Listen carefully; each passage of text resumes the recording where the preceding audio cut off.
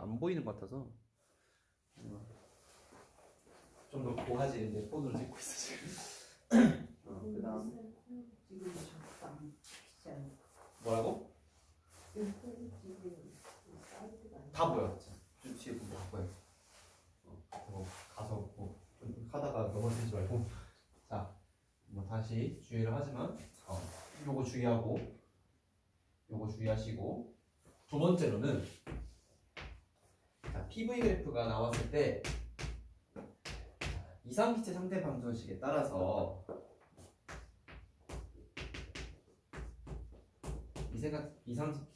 이상기체 상태 방정식에 따라서 압력과 부피를 곱한 값은, 자, 우리가 일반적으로 다시 말하지만 기체를 주입하거나 기체를 빼내는 기체 몰수가 변하는 일은 거의 없어. 얘는 거의 일정해. 그래서 압력과 부피를 곱한 값은 뭐에 비례하냐면 이 온도에 비례를 해.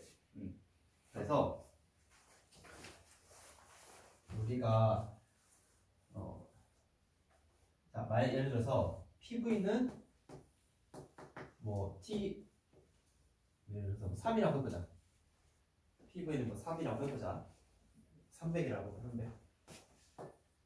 자, 그러면 아까 다시 여기가 10의 마이너스 3승 미터 세제곱이고 요게 10의 5승 파스칼이라 해보자. 눈금 하나하나가.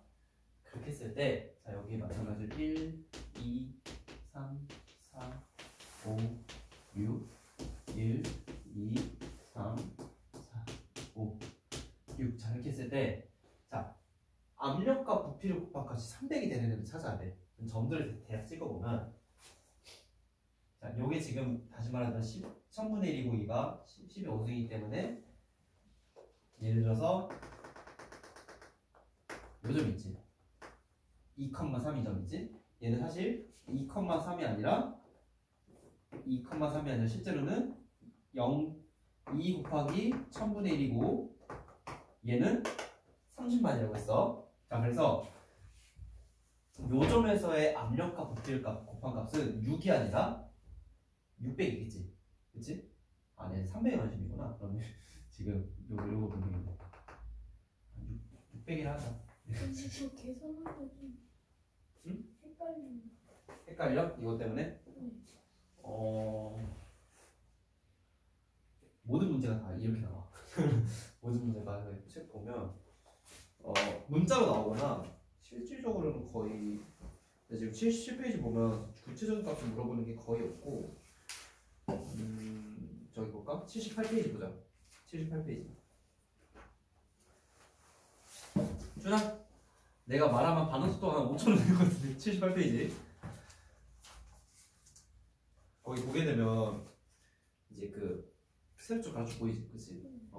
얘네들이 그러니까 매번 여기다가 10만, 100만, 10만, 20만, 30만 쓰기 힘들기 때문에 1, 2, 3, 4 쓰고 여기다가 15을 많이 써. 그래서 근데 그 또 꼭 그렇지만 않은 게 2번 오른쪽 79페이지 2번 같은 경우 보면 79페이지 2번 같은 경우는 꼭 그렇지만 또 않아. 그러니까 그런 문제도 있는데 일반적으로는 우리 대기압이 굉장히 크기 때문에 이런 문제가 많이 나온다는 거야. 그래서 주의를 해달라라는 거야. 그래서 알고 계시면 되고 내가 얘기한 정도는 계산이 이 정도로 끝나면 돼. 이 정도는 계산 끝나는데 PV가 만 600이라고 했을 때 그 점들을 해당하는 걸 찾아보면 1 곱하기 1이랑 여기에 6에 해당하는 값이 바로 6 곱하기 1이 6이 아니라 600 정도 되는 거고, 그리고 2랑 3에 해당하는 값, 그리고 3과 2에 해당하는 값, 그리고 1과 6에 해당하는 값. 자, 요 점을 따라 쭉 이은 요 점을 따라 쭉 이은 이 그래프 있지. 요 그래프에 있는 모든 점들은 여기 있는 모든 점들은 다 압력과 부피를 곱한 값이야. 600으로 같은 지점들이야. 자, 이런 걸 우리가 뭐라고 하냐면, 자, 우리가 압력과 부피가 뭐와 비례한다고 했지? 온도와 비례한다고 했지? 자, 그래서 얘네들 우리가 뭐라고 하냐면 등분선이라고 얘기해. 얘네들 다 온도가 같은 지점이야. 온도가 같은 지점이야. 자, 만약에 이런 선 있어. 요런 선, 여기 선들에 있는 모든 이 점들은 확실히 얘보다는 압력과 부피를 곱한 값이 더 크겠지. 즉 다시 말해서 온도가 높겠지. 그렇지? 이번에는 여기 있는 점, 여기 있는 점들이지. 여기 있는 모든 점들에 이 해당하는 이 기체의 압력과 부피의 곱방값들은 다 이 파란색보다 클 거란 말이야. 즉 다시 말해서 1로 가면 갈수록 우리가 온도가 커져요. 무슨 말인지 알겠니? 이건 좀 중요한 팁이야. 이거는 책에 막 써있지는 않은데 문제를 푸는 데가 있어서 우리가 보통 이 원점에서 멀어지면 멀어질수록 온도가 높아져. 그리고 요건 뭐냐면 온도가 같은 점들 집합이야. 얘네들 다 온도가 같다. 얘네도 마찬가지로 온도가 서로 다 같다. 얘랑 얘를 비교했을 때 우리가 이 녀석이 고온이고 얘가 저온이다. 이렇게 생각을 해주면 돼요. 이런 건 좀 처음 보고 낯서니까 좀 이해를 돕고자 소개를 해주는 거야. 자, 여기까지 됐고 이제 들어갑시다. 다시 돌아와서 연력학 제곱칙 했으니까 연력학 과정 중에서 이제 첫 번째 1 부피가 일정한 과정을 할 건데 페이지 75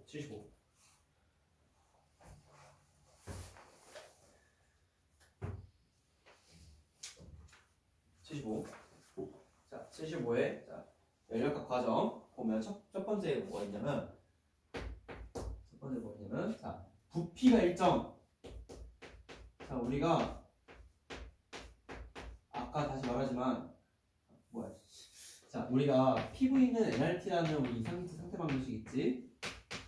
이상체 상태 방정식에서 자, 이번에 자, 요게 일정하게 봐가지고 뭐 압력이 변했을 때 온도가 어떻게 변했는지 그 배웠었지, 그치? 샤를의 법칙에 따르면 샤를의 법칙은 온도의 변화에 의한 건데 어쨌든 부피가 만약에 그대로게 되면 뭐 압력하고 온도가 뭔가 비례관계 있겠다, 그치? 예를 들자면 뭐 탁구공 같은 게 막 찌그러졌어. 탁구공 부피 증가하는 잠깐 좋은 예시 없나? 압력밥솥 있지. 압력밥솥 같은 경우에 봐봐. 압력밥솥에다 그 위에다가 꽉 잠궈가지고 얘를 고정시키지, 그치? 고정시키면 자, 이 안에 밥하고 물이 이렇게 있을 텐데 자, 물론 끓으면서 사실 기체 가마솥을 밀봉 시켰다 해보자. 자, 그리고 여기 물이 없어. 물이 있으면 좀 말이 안 되는 게 물속에 수증기가 계속 공급되기 때문에 기체의 물수가 변하는데 자, 여기다 그냥 가득한 수증기를 담았다 해보자. 자, 그랬을 때 여기다가 이제 이렇게 막 압력이 높아졌어. 불을 끓여서 압력이 높아졌어. 그러면 부피는 일정한 채로 온도가 계속 올라가겠지.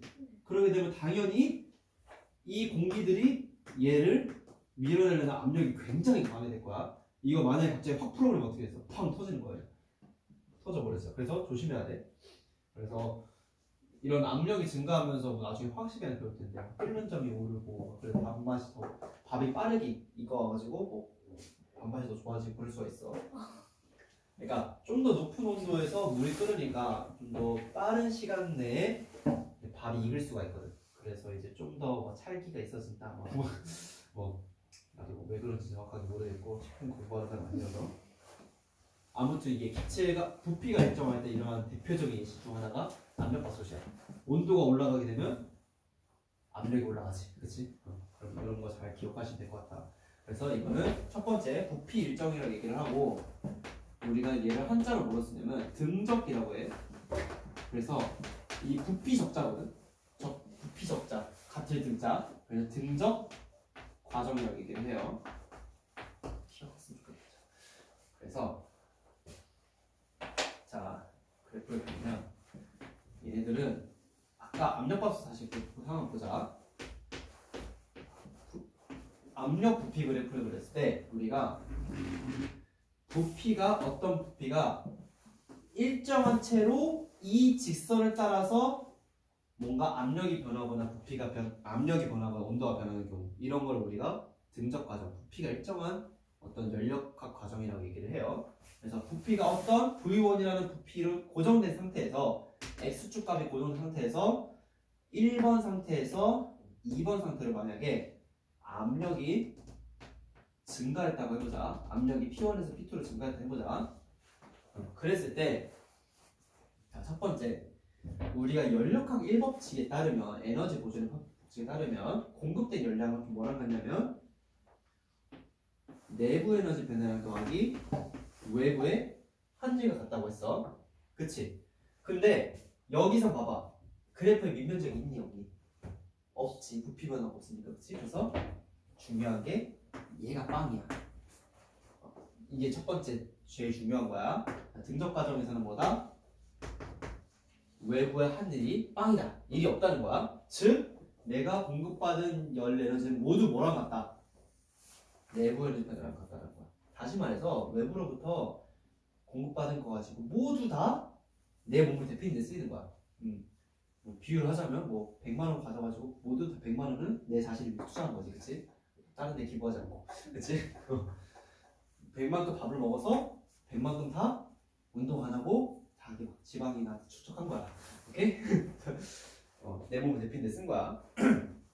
그래서 우리가 아까 단원자 분자의 경우에 대해서 우리가 단원자 분자는 내부 에너지 변화량이 2분의 3 NR 델타 T 즉 온도 변화의 비례를 썼지. 그래서 공급되는 열량이 모두 다 온도 증가로 이루어진다 라는 거예요. 물론 이게 고정됐을 경우 이렇게 아까 사실은 압력 봤을 때 같은 경우에는 물이 끓으면서 그 물이 액체가 기체로 바뀌면서 기체의 몰수가 더 증가하게 돼. 수증기가 더 공급이 되지. 그래서 그거는 사실 적절한 예가 아니긴 한데. 자, 두 번째. 이번에는 등압 과정. 압력 일정 해보자. 이거 뭐라고 하냐면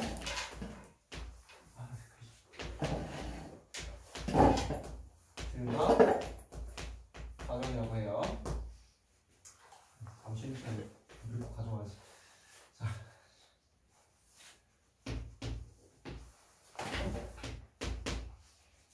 자, 이번에는 압력 일정한 거야. 뭐 대표적인 게 뭐냐면 뭐 우리 풍선 같은 경우에 이제 묶어두면 풍선이 이렇게 있으면 자, 풍선은 바깥에서 대기압이 일정하게 누르고 있지, 그치? 그 상황에서 만약에 풍선을 데폈어. 그럼 풍선의 부피가 팽창하겠지. 만약에 여기 완벽하게 밀봉됐다 가정하에 만약에 풍선이 좀 더 식었어. 그러면 풍선의 부피가 줄어들겠지. 그런 과정들이 이 풍선에 작용하는 대기압이 일정한 상황이었을 때 어떻게 변하는지 관찰하자는 거야. 그래서 우리가 보통 압력 일정이기 때문에 그래서 우리가 이 y 값이 일정해야 돼요. 그래서 y 값이 어떤 압력으로 일정하다 가정을 해보자. 그랬을 때 부피가 V1에서 V2까지 뭐 변했다 해보자.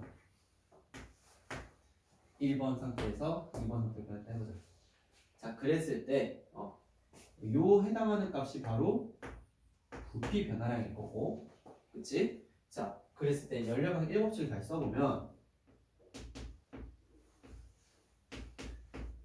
요건데 자, 여기서 첫 번째 1 할까 안 할까 얘는? 하지. 민변적이 분명히 존재하지. 그치? 그래서 얘는 얼마만큼 일을 하냐면 첫 번째 일의 양은 P0 곱하기 델타 V만큼 일을 해요. 자, 그랬을 때 P0라고 쓸게. P라고 쓸게 그냥. 자, 이만큼 일을 하게 되는데 어디 봐, 준아. 어디 봐. 자, 우리가 이상세 상태 방정식에 따르면 자, 압력 곱하기 부피는 여기서의 압력 곱하기 여기서의 부피는 여기서 온도를 내가 T1이라고 해볼게. 여기 파란색 쓰자. 여기서의 온도를 내가 T1이라고 해볼게. temperature 1. 그리고 여기서 온도를 temperature 2, T2라고 해볼게. 그랬을 때 하얀색 NR T1 그리고 P 곱하기 V2는 이상치 상태 방정식 따라서 이렇게 될 텐데, 자, 요 값은 뭘 의미하냐면 얘 빼기 얘겠지. 자, 요 식에서 요 식을 빼주면 PV2 빼기 P1은 PV2 빼기 PV1은 잘 쓰면 P 나중 부피 빼기 처음 부피여서 얘네들은 P 곱하기 베타 V를 쓸 수가 있는데 얘네는 결국 얘 빼기 얘랑 같겠지. 그러니까 NR 나중 온도 빼기 처음 온도 이렇게 쓸 수 있겠지. 그래서 결국 이렇게 쓸 수 있을 거야. 그래서 주나? 그래서 자, 뭐 한 일은 요 밑면적 구해주면 되는 건데, 근데 이렇게 쓸 수 있고 또는 뭐 만약에 온도가 나왔어 문제에서 그러면 온도 변화에다가 기체 분자 곱하기 뭐 요거 그 기체 장소 곱해준 값하고 같다라는 거고, 이게 바로 외부의 한 일이 아니고. 자, 두 번째는 내부 에너지 변화를 구할 건데, 자, 내부 에너지 변화량은 다 아까 다시 알았지만 그냥 이거야. 2분의 3 단원자 분자일 경우야 이거 이원자 분자 2분의 5야 이거. 이렇게 돼요. 그래서 등압 변화의 경우에 대해서는 내가 발은 열 가지고 외부의 일도 하고 분명히 외부 일도 해. 그리고 온도도 분명히 증가하게 돼 있어. 왜냐면 압력 곱하기 부피 곱한 값이 분명히 증가하거든. 그래서 온도도 증가하게 돼 있어요. 그래서 내부 에너지도 변하고 내부 에너지도 이만큼 변하고 외부에도 이만큼 일을 한다 라는 거야. 근데 제일 중요한 건 뭐냐면 이거 잘 봐봐. 단원자 분자의 경우에는 이 비율이 딱 정해져 있어. 자 봐봐. 내가 5만큼 일을 외부로부터 열을 공급받아 쳐보자. 그랬을 때 자 이만큼 외부의 일을 이만큼 외부의 일을 해야 되고 요만큼 내부 에너지가 증가하지. 이게 몇 대 몇이니? 준아 몇 대 몇이야? 보여? 몇 대가 지금 안 보였니? 아니지? 아니라고 얘기해줘. 밑에도 있고 안 보여.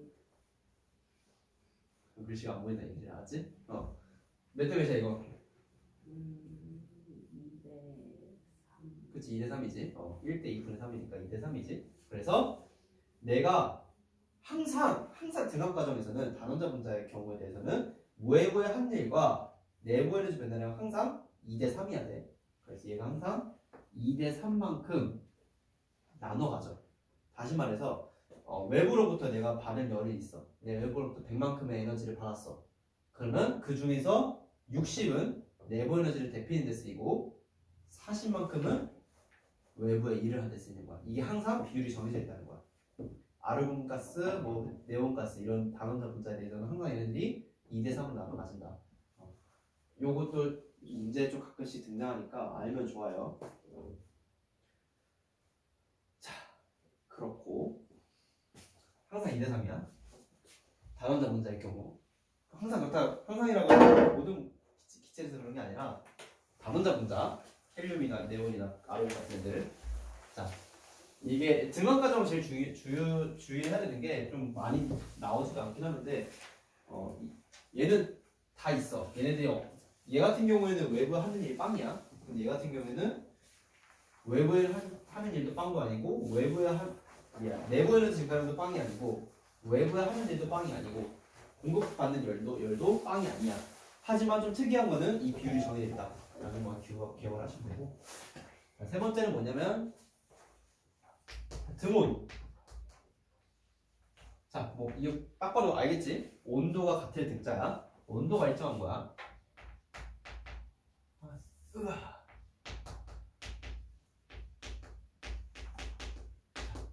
결국 자, 아까 내가 그려줬지만 PV는 NRT라는 공식을 우리가 이제 배웠으니까, 자, 얘가 다 일정하대. 온도가 일정하고 기체 분자수도 일정하면 이 값이 일정하겠지? 결국 PV는 어떤 K라는 일정한 값을 만들려면 이거 자, Y 곱하기 X가 Y는 X분의 K 그래프 이런 걸로 나타내야 된다는 거야.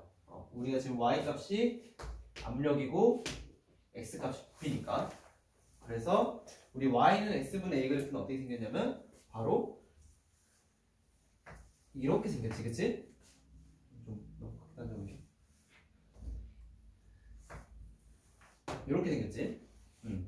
예를 들어서 2번 같은 경우에는 자, 이게 온도가 T로 일정하다 해보자. 그랬을 때 부피가 V1부터 V2까지 압력이 P1부터 P2까지 감소했다 해보자. 이렇게 감소를 했다고 해봅시다. 이렇게 1번 상태, 2번 상태. 주나? 자, 그랬을 때, 자, 연료가 1법칙 따라 다시 내가 공급받은 열량은 내부 에너지 변화량 더하기 한 일과 같은데, 자, 주나? 내부 에너지 변화량 얼마일까? 얼마일까? 자, B2요. 자, 고민을 하면 안 돼. 자, 내부 에너지 변화량 공식 어떻게 됐어? 2분의 3 R T. 따라 읽으시면 자, 요게 뭐야? 머리니. 시간이. 시간? 시간이. 너 지금 계속 집중 안 했지? 지금 시간이 아니라 T가 뭐였어? 여태까지 지금 이 T가 높아서 T가 뭐야? 시간을 보통 이렇게 써, 타임은. 지금 여태까지 집중 안 했구나. 절대 온도. 절대 온도. 자, 이거는 이 세모가 뭐야? 변화. 그래요. 절대 온도 변화량이 이걸 의미하는 거야. 자, 이게 무슨 과정이야? 다시 무슨 과정? 온도가 일정한 과정이라고, 그렇지? 온도가 일정하다고. 절대 온도 변해 안 변해? 변해요. 뭐? 온도가 일정한데 온도가 왜 변해? 절대 온도 왜 변해? 안 변해. 안 변하지? 온도가 일정하다고. 그래서 절대 온도를 일정해야 돼. 변화량이 얼마야 그러면? 0이지, 그치? 그래서 요 전체가 얼마야? 0. 빵이야, 빵. 오케이?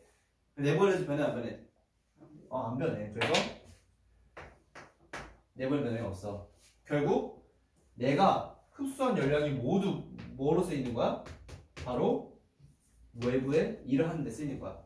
내가 흡수한 열량을 모두 죄다 이 밑면적만큼 해당하는 외부에 일을 한다는 거야.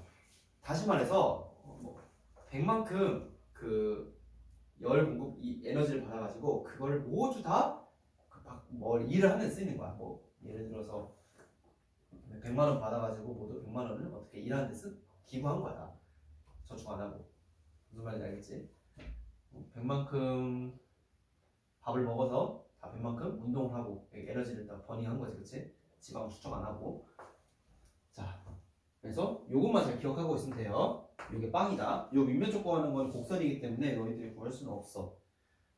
만약에 대학교 정말 영재고 수준이면 문제 나올 수 있긴 한데 이 x분의 1 그래프에 해당하는 걸 적분할만 할 줄 알면 그러면 할 수 있긴 있거든. 미적분이요? 미적분. 이 밑면적 구해주려면 애초에 요거 해당하는 그래프를 적분할 줄 알아야 되는데 얘는 그 로그 함수 밑이 자연상수인 로그 함수가 나오게 돼. 그래서 이걸 모르기 때문에 이런 거는 거의 중학생이 뭐고요? 그래서 요거 적분 배웠어? 아니, 그리고 이거 배웠어? 자연상수? 오일러 상수 이거 2.71 모르지, 그치? 그러면 저게 뭐예요? 얘는 이 오일러 상수 이 자연상수의 정의가 뭐냐면 리미트 극한 배웠어? 아니요. 아니 몰라. 됐어. 그럼 몰라도 돼. 자, 어쨌든 이 그래프의 면적을 구해주는 행위 자체가 우리가 그래프를 적분한다라고 말하는데 정확히 말하면 정적분. 어디서부터 어디까지 밑면적을 구해주세요. 이 행위 자체가 이제 정적분을 해달라는 얘기인데 다시 말하지만 물리 1, 물리 2 과정에서 이런 곡선 같은 거는 사다리 안 나오고 화다리꼴 정도까지만 나와다. 곡선 같은 거는 수학 시간 하시면 돼요. 고등학교 2, 3학년 과정에. 자, 아무튼 공급받는 열량이 죄다 뭐에 쓰인다? 외부에 일을 하는 데 쓴다는 거야. 오케이? 지방 추적 안 하고 다 내가 먹은 만큼 다 에너지를 번아웃한다는 거지. 우리가 항상 요새 항상 여름 되면 사람들 칼로리 신경 쓰지, 그치? 내가 오늘 총 막 3,000 칼로리 먹었어. 저는 여름 되면 살이 빠지고 겨울 되면 살이 쪄요. 그렇진 않지. 아니에요. 저는 그래요. 너는 그래? 왜 그럴까? 저는 게다가 여름에는 진짜 더워가지고 땀이 항상 흘러내리거든요. 근데 이론적으로는 우리가 생각을 해보자. 우리가 여름에는 좀 더 활발하게 운동을 하고 겨울에는 활발하지 않게. 자, 우리가 이 사람이 있으면 자, 이 사람이 결국 자, 이 사람이 에너지가 있을 거야, 그렇지? 근데 이 사람이 결국 내가 만약에 밥을 먹었어, 3000칼로리만큼 먹었어. 근데 내가 평상시에 가만히 숨만 쉬고 가만히 있는데 기본적 그걸 우리가 기초대사라고 얘기를 해. 그러니까 그게 늘어나요. 자, 일단 여름에는. 사람마다 달라. 근데 의학적으로 그거는 정확히 말할 수 없는데 보통 뭐 남성인 여성에 따라 다르긴 하는데 보통 1800kcal 정도가 가만히 체온을 유지하고 숨쉬고 면역 활동하고 그런 거에 쓰이는데 체력을 아니 저는 몸의 온도를 낮추는데 그게 사용될 겁니다. 그거는 연료가 법칙이 위배돼. 온도를 자 일단 가만히 생각해보자. 그 다음에 우리가 보통 일반적으로 우리 왔다 갔다 하고 공부하고 기본적인 생활을 하는 데 있지. 걸어다니고 그런데 일반적으로 대략 한 600칼로리 정도 사용해. 그래서 한 대략 성인 남성 정도는 2400kcal 정도 소모하는데 평균이야. 사람마다 달라. 몸집 거대한 사람이랑 마른 사람은 같을 수 없겠지. 그런데 3000이나 먹었어. 어떻게 600이 남지. 그럼 우리 인간은 뇌로 써야죠. 뇌는 뇌도 많이 쓰지 않나요? 뇌가 많이 쓰지. 그래서 그 안에 포함된 거야. 공부하고 뭐 하고 하는데 600이 다 넣은 거야. 뇌는 포도당을 연료로 쓰는데 아무튼 그리고 다리 떠는 거. 그래. 그런 것도 다 여기 포함된 거야. 자, 그래서 600이 남았잖아, 그렇지? 가장 효율적으로 저장할 수 있는 방법이 바로 지방의 형태를 저장하는 거야. 지방이라는 것은 왜 그러냐면 밀도가 높아. 1g당 9kcal라는 에너지를 저장할 수가 있거든. 하지만 지방 탄수화물이나 우리 단백질 같은 경우에는 1g당 4kcal밖에 안 돼. 효율 면에서 이게 훨씬 더 저장하기 좋은 거거든. 근육으로 저장해야지 멍청. 근육으로 저장하면 비효율적이잖아, 그렇지? 그러니까 저장을 안 하는 거야. 우리는 그래서 멍청하니. 그래서 옛날부터 우리가 지방으로 바꾸면 다시 쓰기 어려운데. 우리는 원시 시대에서부터 진화하는 사람이잖아, 그렇지? 그리고 인류의 문명이 불과 농업화하고 시작한 게 10,000년도 채 안 됐어, 그렇지?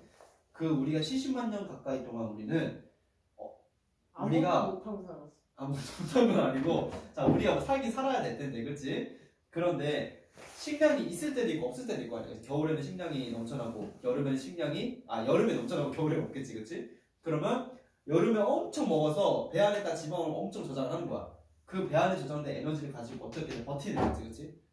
그런 식으로 진화를 해왔는데 뭘 얘기하다 이 얘기 나와요. 저는 그렇지 않습니다.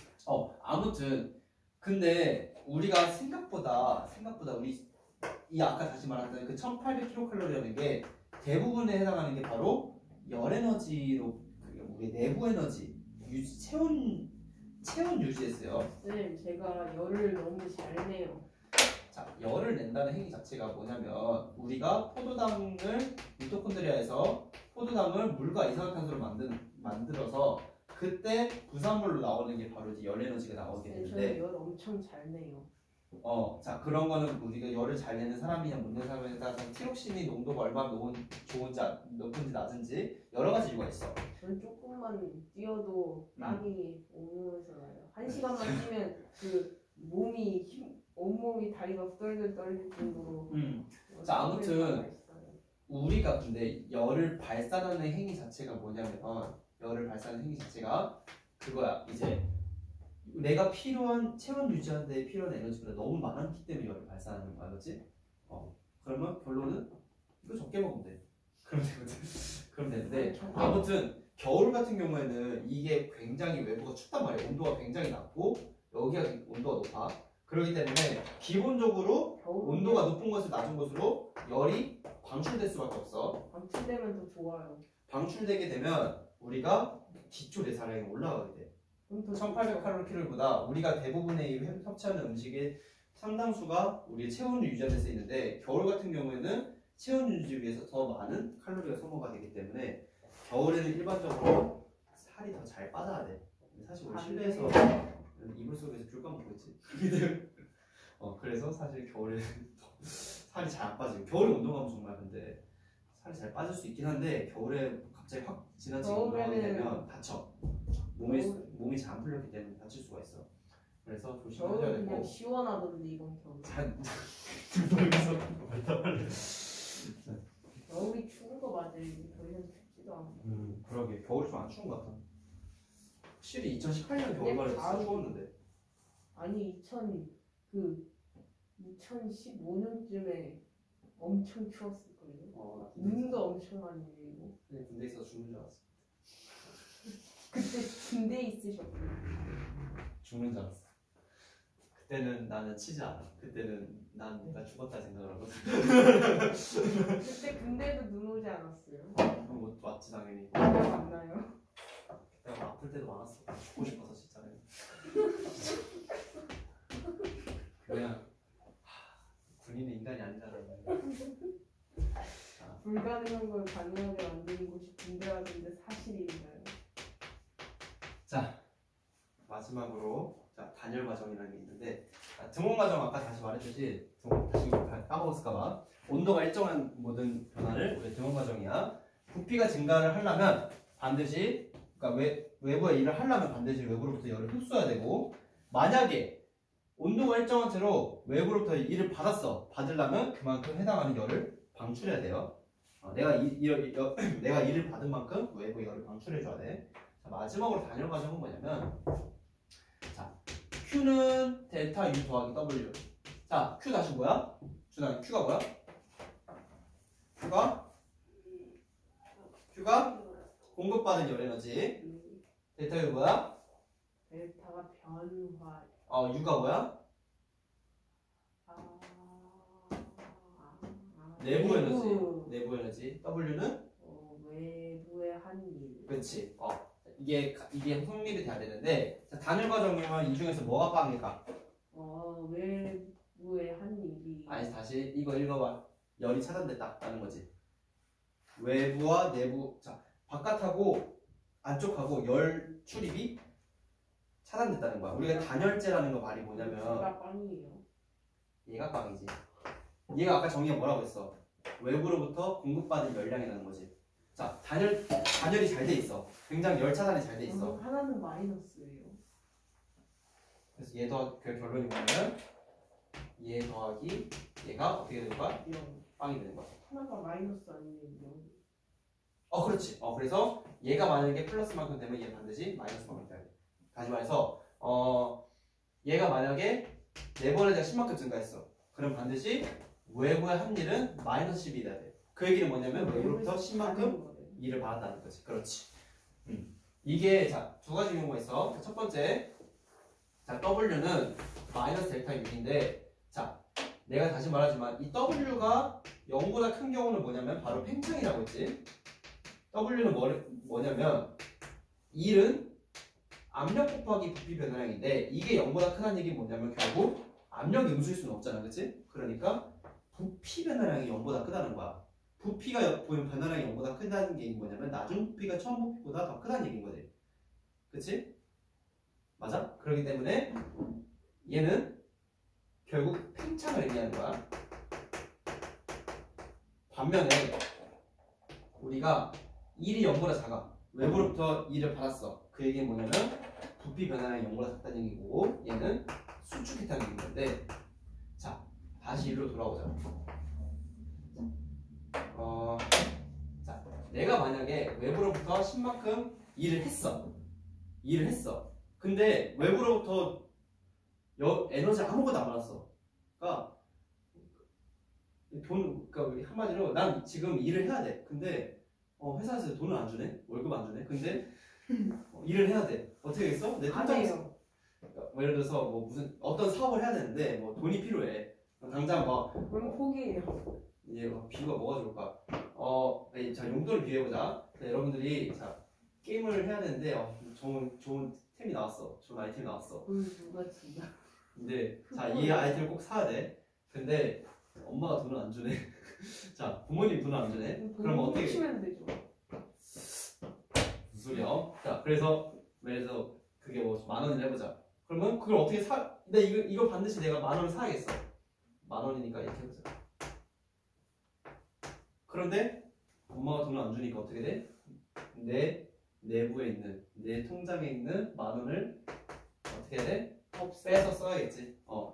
그렇지? 그래서 결국 그걸 사야겠지. 결론은 뭐냐면 결국 내가 어떤 일을 외부에 해주기 위해서는 반드시 내 내부에 있는 에너지를 깎아서 해줘야 된다는 거야. 이게 바로 뭐냐면 이게 사실 역학적 에너지 보존이야. 이게 사실 역학적 에너지 보존인데 왜 그런지 다시 얘기해줄게.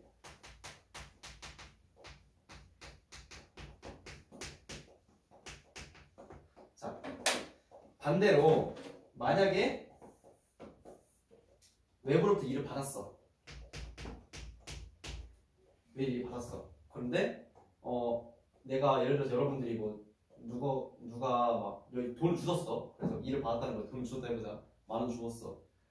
근데 원래 열을 공급해주던 우리 부모님한테 이 10,000원을 고스란히 주지 않겠지, 그치? 여러분들은 여러분 통장에 그대로 10,000원을 저장할 거예요, 그치? 그치? 그래서 결국 외부와 여러분도 철저하게 지금 외부하고, 그러니까 외부라는 것은 부모님과 철저하게 차단된 상태야. 그런 경우에서 우리가 10,000원 주셨으면 당연히 여러분 10,000원이 저장이 될 거야. 그런 느낌으로. 10,000원 가지고 맛있는 거잖아. 그럼 다시 10,000원 받고 다시 다 쓰는 거지. 아무튼 이게 바로 이제 결국 내부 에너지 변화량하고 외부의 한 일의 양이 합한 게 빵일 때, 즉 다시 말해서 두 가지 경우가 있는데 내 내부에 있는 에너지를 깎아서 에너지를 줄여서 외부에 일을 하는 방법이 있고 내가 일을 받아가면서 내 내부 에너지를 끌어올리는 방법이 있어. 그래서 다시 써보자. W가 0보다 큰 경우는 우리가 아까 이때는 내부 에너지가 0보다 작아요. 자, 그래서 얘는 뭘 의미하냐면 내부 에너지가 변화가 줄어든다는 거잖아, 그렇지? 얘는 온도 감소를 의미해. 온도 감소를 의미해. 그리고 얘는 온도 증가. 아니, 얘는 팽창이지, 그렇지? 자, 얘는 외부에 일을 해서 으쌰 밀었잖아, 그렇지? 풍선 같은 게 있으면 으쌰 미는 거지, 그렇지? 온도가 감소하면서 우리가 팽창한 거, 이거 우리가 가장 대표적인 단열 팽창이라고 얘기를 하는데 아까 설명했어. 자, 열이 차단된 상태로 우리가 기체가 팽창을 하게 되면 어떻게 되냐면 온도가 감소하게 돼 있어, 반드시. 아까 다시 말하지만 여기다 좀 그려볼게. 이 공간 내에 풍선 같은 게 있어. 가상의 풍선이 있는데, 자, 여기에 수증기들이 가득 들어있어. 수증기들이 가득 들어있는데 이 수증기들이 만약에 위로 올라가게 되면 우리가 지표면 여기 땅이야. 땅인데 지구 얘네들이 위로 올라갔어. 저기압이야. 날씨 저기압이라는 걸 많이 들어봤지? 저기압이 되면 공기가 상승하게 되지. 공기가 상승하게 되면 당연히 위에는 대기압이 낮기 때문에 여기는 지표면 근처에서 대기압이 굉장히 크잖아, 그렇지? 하지만 얘네들이 올라가면 올라갈수록 대기압이 약해져서 얘네들은 부피가 어떻게 돼? 팽창하게 돼요. 원래 부피가. 그래서 기체의 부피가 증가를 하게 돼서 반드시 한 일이 발생을 하게 돼. 기체가 외부에 일을 하게 되는데 얘네들이 일반적으로 기체가 위로 올라갈 때 너무 빠르게 올라간다고 가정했을 때 그랬을 때 얘네들이 주변으로부터 열을 못 받게 돼요. 열을 공급받을 시간이 전혀 없어. 그래서 만약에 주변으로부터 열이 단열된 상태에서 갑자기 급격하게 위로 올라가게 되면 얘네들은 반드시 외부에 일을 하게 돼 있단 말이야, 그렇지? 그러게 되면 어떻게 되겠어? 내가 외부에 일을 한 만큼 반드시 어떻게 되겠어? 내부 에너지가 줄어들어야 된다는 거야. 내부 에너지 줄어들니까 어떻게 되겠어? 이 공기들이 온도가 줄어들겠지. 온도가 줄어들다가 결국 언젠가는 이슬이 맺힐 때까지 얘네들이 계속 온도가 줄어들다가 어느 순간 이슬이 맺히게 되면 그때부터 여기에 구름이 만들어지기 시작한 거야. 그때부터 우리가 이제 구름이 다 평평하게 층이 생기기 시작하지.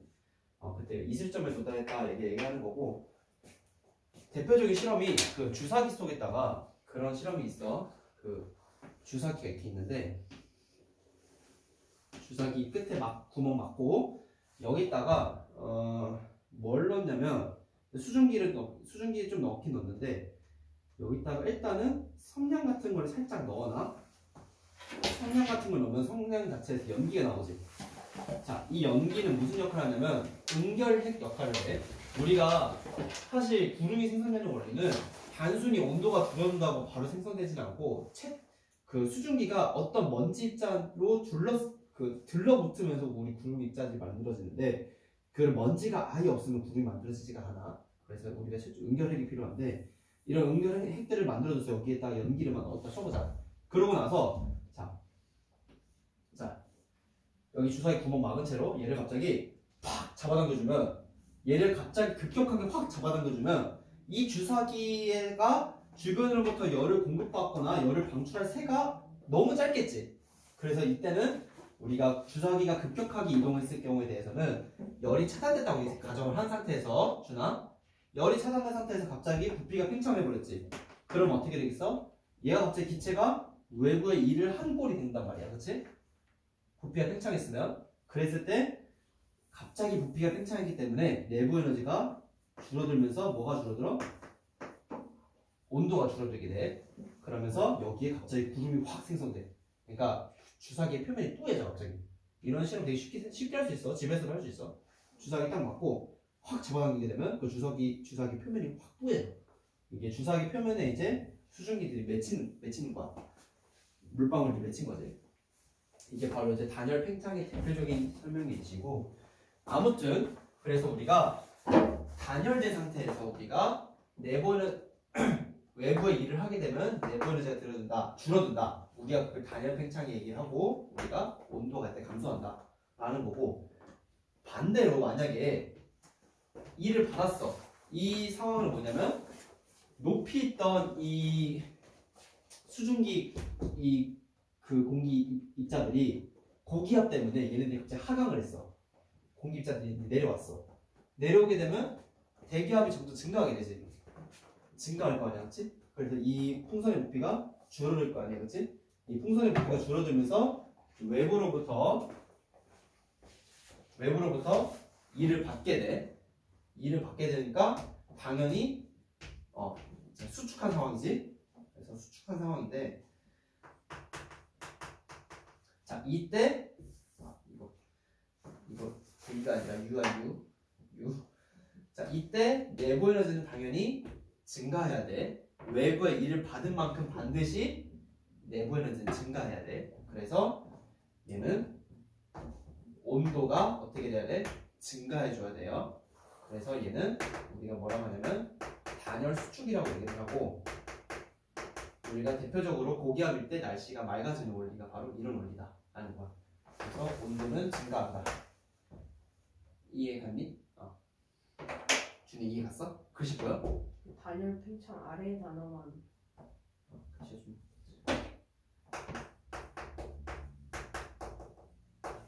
글씨가 안 좋니? 단열 수축? 단열 수축. 그러니까 열이 차단된 상태에서 갑자기 수축된다. 부피가 줄어들면 어떻게 되냐면 외부로부터 일을 받기 때문에 그만큼 외부로부터 일을 받아서 10만큼 일을 받았다 쳐보자. 일을 받았다는 거 우리가 마이너스 10이라고 했어. 그랬을 때 우리 내부 에너지 얼마만큼 증가해야 돼? 10만큼 증가를 해야 된다는 거야. 몸이 이렇게 데펴져야 된다는 거야. 그래서 우리가 보통 그 따뜻하게 머리 말리는 것도 온도 뜨거워지면 수증기 날아가듯이 마찬가지로 온도가 높아지게 되면 그 구름들이 이제 포화수증기압이 까먹었다. 나 지구학한 지 너무 오래돼갖고 포화수증기압이 높아지게 되면서 결국 날씨가 맑아지게 돼요. 질문 있니 혹시? 없어? 자, 그러면 내가 왜 이게 역학전환지 보존의 법칙이라는지 좀 설명해 줄게. 왜 역학전환지 보존이 저거냐면, 자, 우리가 공기 입자에 대해서 얘기하고 있는데, 기체에 대해서 얘기하고 있는데, 우리가 역학적 에너지 보존의 법칙이라는 건 정의 자체가 뭐냐면 외력이 작용하지 않는 상태에서 중력만 작용했을 때, 산성력만 작용을 했을 때 우리가 포텐셜 에너지랑 운동에 더한 건 항상 빵이다 라고 얘기했지. 그치? 자, 근데 여기서 운동 에너지에 대응하는 게 뭐냐면 바로 내부 에너지하고 대응이 돼요. 그러니까 내부 에너지 정의가 뭐냐면 모든 기체 분자들의 운동 에너지를 다 합친 거, 이걸 우리가 뭐라고 했냐면 내부 에너지라고 했지. 얘가 온도에 비례하는 값이라고 했어. 그래서 우리가 이 내부 에너지는 운동 에너지라고 생각해 주면 돼. 그리고 우리가 이 포텐셜 에너지에 해당하는 게 바로 뭐에 비례를 하냐면 여기서 이제 그 기체가 외부의 한 일과 대응을 하게 되는데 왜 그러냐면 생각을 해보자. 포텐셜 편해요. 자, 얘가 여기서부터 질량이 m인 애가 여기서부터 여기까지 떨어졌다 생각을 해보자. 자, 낙하를 했어. 그랬을 때 처음에 속도는 v0였고 나중 속도는 v가 됐다 해보자. 자, 그랬을 때 우리가 어떻게 쓸 수 있냐면 지울게 이제 이거.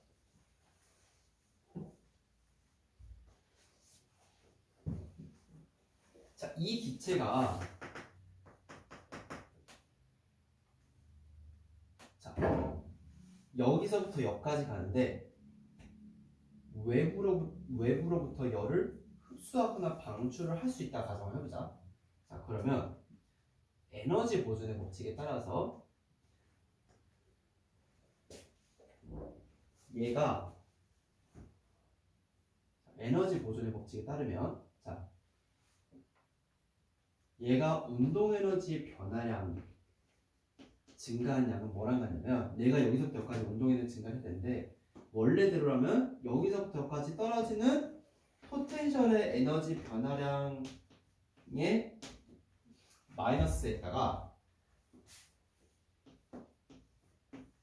외부로부터 공급받은 열량만큼 운동 에너지가 증가를 해요. 자, 이게 좀 이해하기 쉽지 않을 수 있는데 자, 여기서부터 여기까지는 분명히 포텐셜 에너지가 감소를 하지. 준아, 여기서부터 여기까지 포텐셜이 감소하지. 내가 감소한 만큼 반드시 운동 에너지 증가한다고 했어. 이게 만약에 빵이게 되면 이게 빵이면 내가 여기서부터 여기까지 포텐셜 에너지가 100만큼 감소했어. 그러면 운동 에너지 100만큼 증가한다고 얘기를 했는데 만약에 땡큐하게도 감사하게도 외부에서 심지어 에너지가 줬어. 야 열심히 더 속도 빨라져라 하고 막 여기다가 막 때렸어. 누가 때려줬어. 그러면 당연히 운동 에너지 증가하겠지. 그게 바로 외부에 의한 에너지 공급이라는 거야. 그래서 우리가 어떻게 쓸 수 있냐면 이렇게 쓸 수가 있어요. 외부로부터 공급받은 에너지는 운동 에너지 변화량 더하기 포텐셜 변화량 같다. 이거 아까 그때 처음에 아까 1위평가 볼 때 뭐라고 했어요? 외부로부터 받은 에너지. 이게 바로 외력의 한 일이야. 바로 외력의 한 일. 외력의 한 일이란 말이야. 그치? 외력의 한 일 뭐랑 같아? 이게 바로 뭐야? 역학적 에너지 변화량 같다라는 거지. 그치? 기억나지? 근데 자, 요게 바로 뭐에 대응이 되냐면 기체에 대해서는 요게 바로 내부 에너지 변화량에 대응이 되고 얘가 바로 외부의 한 일 같다는 거. 무슨 말인지 알겠니? 그래서 근데 그 운동 에너지가 외부에서 하는 건 이게 바뀌면 안 되는 거예요? 뭐라고? 그러니까 잘못 들었나? 제가 한번 내가 다시 정리해서 얘기해 줄게. 좀 헷갈릴 수 있는 게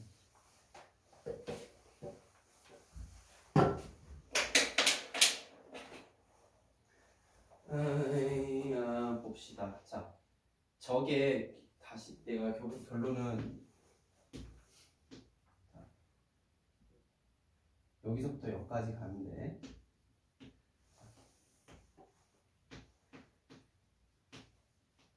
중력이라는 힘을 받고 이 녀석이 속도가 증가를 할 거야. 그렇지? 자, 여기까지 됐지? 그 다음에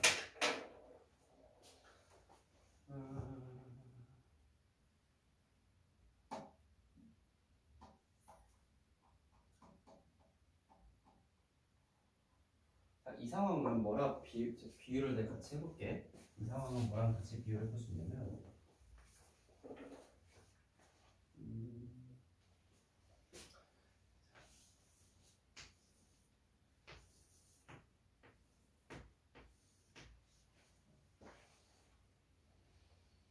거꾸로 써야 되나? 자,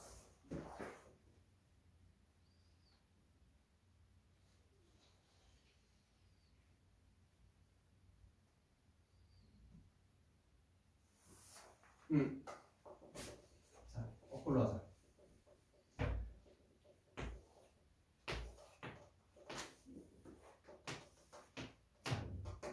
여기서 외부에서 강한 압력이 작용했어. 피스톤에. 자, 이 안에 기체들이 막 있는데 기체들이 막 움직이겠지. 움직여서 압력이 발생하는데, 자, 얘네들이 이 피스톤에 작용하는 압력하고 이 피스톤의 압력하고 비교했을 때 같으면 움직이지 않고 위에 게 크면 내려오고 밑에 게 크면 위로 올라가. 근데 안타깝게도 위에 게 더 커. 그래서 얘가 지금 내려온다고 생각을 해보자. 이 피스톤이 내려온다고 생각해보자. 피스톤이 내려온다고 해보자. 그러면 이 공기입자 입장에서 봤을 때 어떤 힘을 받아서 지금 쭈그러든 상황이지, 그치? 이것도 지금 생각해봐. 이 지구와 얘 사이가 알료기라는 힘 때문에 지금 이렇게 쭈그러든 상황, 이제 내려오는 상황이잖아, 그렇지? 비유를 하는 거야. 결론적으로 같은 상황인데, 자, 안타깝게도 자 얘도 우리가 교과서 배운 이 상황도 열 출입이 주변과 없다고 해보자. 단열 상태야. 다시 말해서 얘는 여기가 스티로폼으로 갇혀 있어. 단열재가 주변 둘러싸여 있어. 외부로부터 열을 절대 공급받을 수 없는 상황이고, 얘도 마찬가지로 실제로 이런 일은 없죠. 우리 교과서에서는 항상 마찰력도 없고 공기정도 없고 우리가 주변과 열 교환이 없다라고 얘기를 하잖아, 그렇지? 그렇지?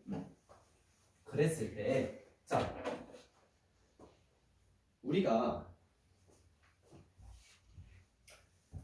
여기서부터 제가 에너지 보존의 법칙을 쓸 건데, 다시 말해서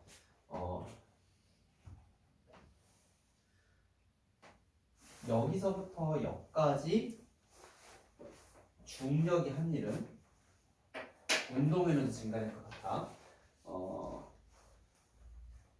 자, 근데 중력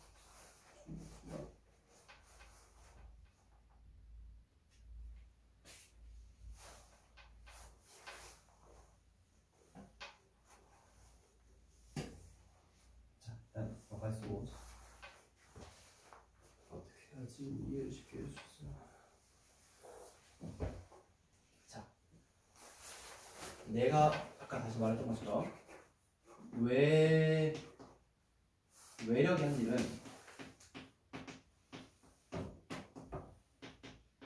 포텐셜 에너지 변화량과 운동 에너지 변화량 같아요. 그래서 이 외력의 한 일이 결국 뭐와 같냐면 바로 외부로부터 공급받은 에너지가 같은데, 지금 이 상황이 여기가 빵이 되는 상황이야, 그렇지?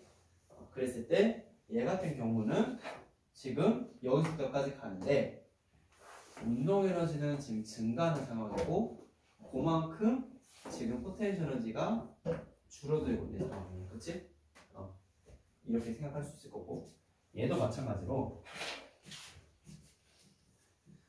얘가 여기서부터 여기까지 지금 부피가 요만큼 변했을 거야, 그렇지? 그랬을 때 마찬가지로 얘도 외부로부터 공급받은 열량은 이 기체들의 총 내부 에너지 변화량 더하기 외부의 한 일과 같은데, 지금 현재 상황은 기체가 외부로부터 받는 공급된 열량이 빵이라는 거야. 오케이? 그랬을 때 지금 얘가 외부로부터 일을 하는 게 아니라 지금 일을 받고 있지, 그치? P 곱하기 마이너스 델타 V야. 오케이? 자, 굳이 이게 그리고 요거는 지금 총 뭐냐면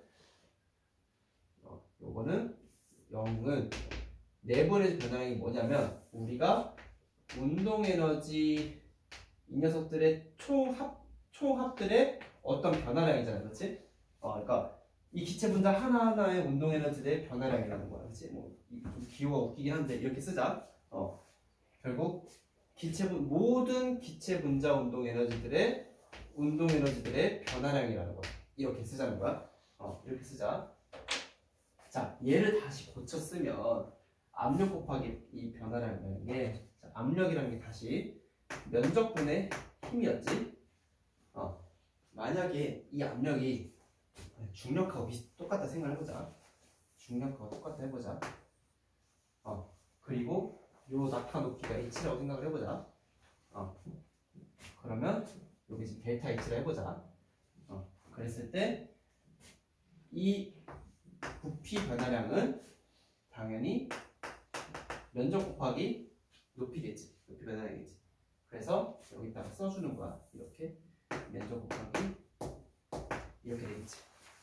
그래서 결국 어떻게 되냐면 아까 마이너스 썼는데 이게 음수라고 이미 가정을 하고 그냥 플러스를 주자. 그러면 결국 어떻게 돼? 다시 써주게 되면 이런 식으로 쓸 수 있지. 그러니까 만약에 이 압력이라는 게, 이 압력이라는 게 지금 만약에 중력과 똑같은 상황이라 가정해보자는 거야. 그래서 결국 요게 지금 빵인 상황이야. 결국 지금 이 연력 제일법칙이라는 게 연력과 제일법칙에서 이 외부로부터 공급받는 열례 단열 상태일 때 외부로부터 공급받는 열 에너지가 빵일 때 주변으로부터 열이 방출되거나 열이 흡수할 수 없을 때 그랬을 때 요 공식 자체가 역학적 에너지 보존하고 똑같다라는 거야. 요거 해당하는 게 뭐냐면 각각의 운동 에너지의 모두 곱한 거 있지. 그게 바로 요거 해당하는 거고 이게 바로 뭐야? mgh 델타 h가 이게 바로 포텐셜 변화량이잖아, 그렇지? 그게 바로 요거 해당하는 거니까. 그리고 이 피스톤이 공기가 외부에 한 일이 어떻게 역학적 포텐셜 에너지 변화한 것 같아요? 이렇게 생각할 수 있다는 거야. 좀 이해가 처음에 안 갈 수 있는데 그래서 결국 이 지금 공이 떨어지는 이 상황 있잖아. 이 상황도 주변으로부터 만약에 열 공급이나 열 흡수나 열 방출이 없을 때 여기서부터 여기까지 떨어지는 과정은 자기 자신의 지금 속도가 점점 증가하고 있지. 그러니까 중력으로부터 일을 받은 만큼 내부 에너지가 증가하는 상황인 거야. 이것도.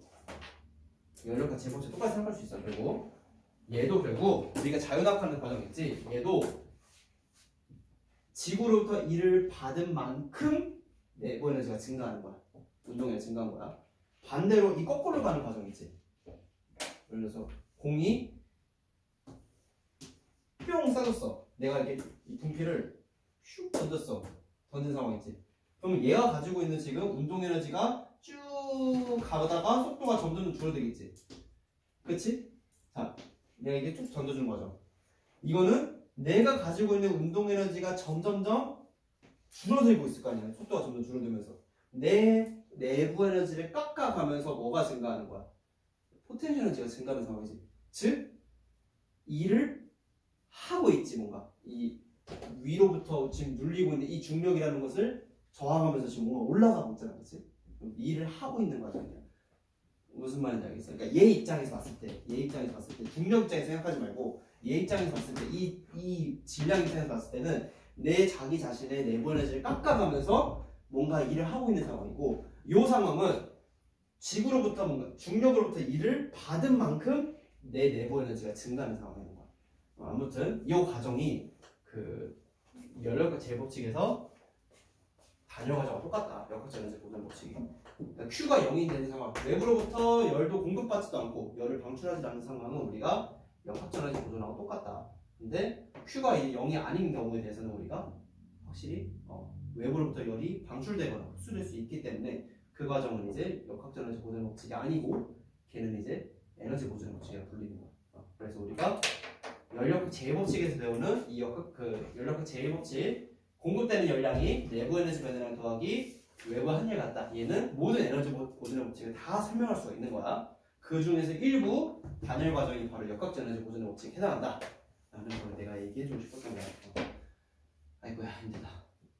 자, 여기까지 됐으면 문제를 풀고 좀 쉽시다. 또 쉬었다가 까먹으니까.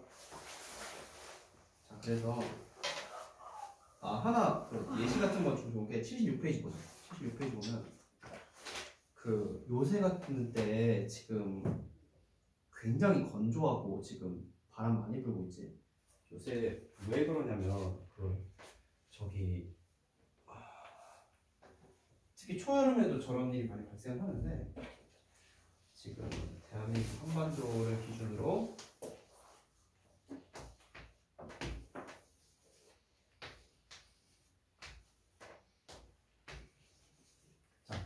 여기에 굉장히 강한 고기압이 발생을 해. 그래서 이런 식으로 강한 고기압이 발생을 하는데 이때 바람이 굉장히 강한 바람이 이쪽으로 불어오게 돼 있거든.